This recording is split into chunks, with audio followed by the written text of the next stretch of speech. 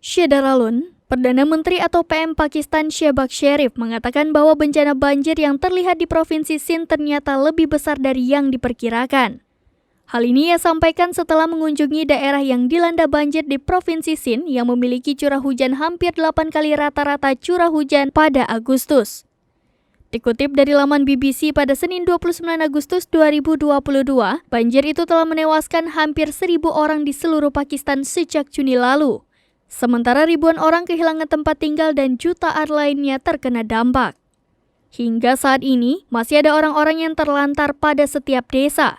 Warga Pakistan menggambarkan peristiwa ini sebagai bencana terburuk yang pernah mereka alami. Banjir memang sering terjadi di Pakistan. Namun, warga di negara tersebut mengatakan bahwa hujan kali ini berbeda. Intensitasnya lebih dari apapun yang pernah terlihat. Sementara itu di dekat kota Larkana, ribuan rumah telah tenggelam.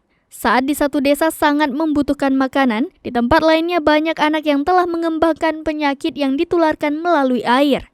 Mirisnya, saat sebuah truk bergerak menepi, puluhan orang pun langsung berlari ke arah truk tersebut.